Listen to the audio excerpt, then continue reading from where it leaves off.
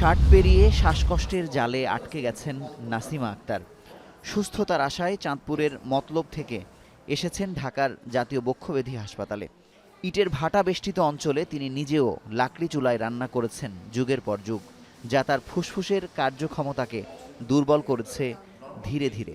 এখন তো সারাদিন দিয়ে রাখি, বা 5-10 মিনিট খুলে রাখি, বা আধা ঘন্টা খুলে রাখি।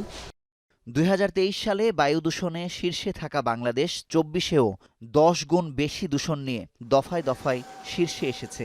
শুষ্ক মৌসুমে একাধিকবার বাতাসের মান সূচকে 300-র বেশি স্কোর নিয়ে চরম অস্বাস্থ্যকর নগরীর তালিকায় জায়গা করে নেয় ঢাকা।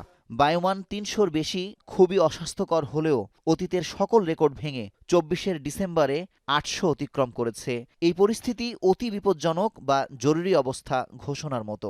যদিও এসব নিয়ে মানুষের খানিক মাথা ব্যথা থাকলেও তা বন্ধে নেই কার্যকরী উদ্যোগ।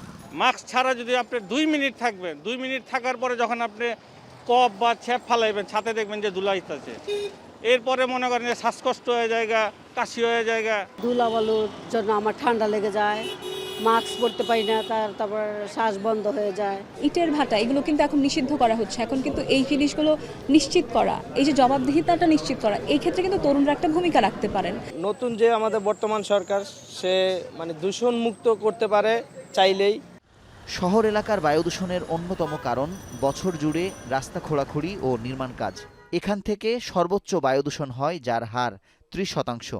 এরপর 29% ইটভাটা ও শিল্প কারখানার ধোঁয়া থেকে, যানবাহন থেকে 15, দেশের বাইরে থেকে ভেসে আসা বাতাস থেকে 9.5, গৃহস্থলীর রান্নাবান্না থেকে 8.5 ও পোড়ানো বর্জ্য থেকে 6% বায়ু দূষণের শিকার হলেও এসব বন্ধে কার্যকরী কোনো পদক্ষেপ নেই। গত 12 বছর ধরে আমরা 1 থেকে 3-এর ভিতরে অবস্থান করছি অ্যাজ এ হোল বাংলাদেশ।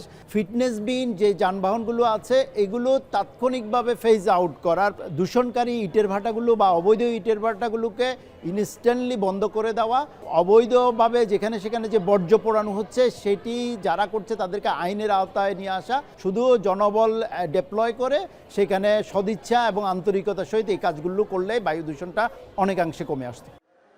চারপাশের দূষণের জালে আটকে দেশের মানুষের গড় আয়ু কমেছে প্রায় 7 বছর।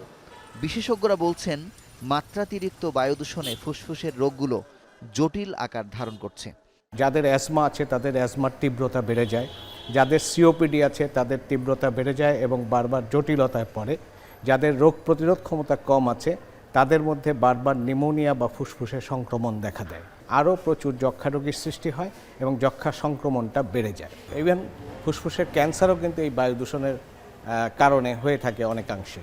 আমরা তো ট্রিটমেন্ট দেই, ট্রিটমেন্ট চালাইলে অ্যাটলিস্ট কিছু কিছু ডিজিজ আছে প্রোগ্রেসর হয় না, যেখানে আছে স্থিতি অবস্থায় থাকে। কাজেই ইনসাইটিং ফ্যাক্টর যেটা কজ করে যেটা রোগটা, সেইটাকে আগে বাদ দিতে হবে।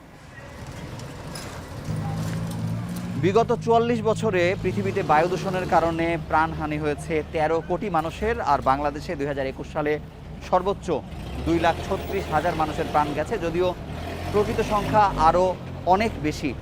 রাজনৈতিক অগ্রাধিকার বায়ু দূষণের ক্ষেত্রে যদি না দেয়া হয় এবং দূষণ রোধের সবগুলো পথ যদি বন্ধ না করা হয়, তাহলে ঘরে বসেই দেশের প্রতিটি নাগরিক মৃত্যু ঝুঁকিতে পড়বেন বলে আশঙ্কা করছেন বিশেষজ্ঞরা। মুজাহিদ শুভ, এখন, Dhaka. Colour expert, George sap এবং মাইল্ড অন হ্যান্ডস টেকনোলজি সমৃদ্ধ অরিক্স ক্রিস্টাল ওয়াশ, আপনার লন্ড্রি এক্সপার্ট।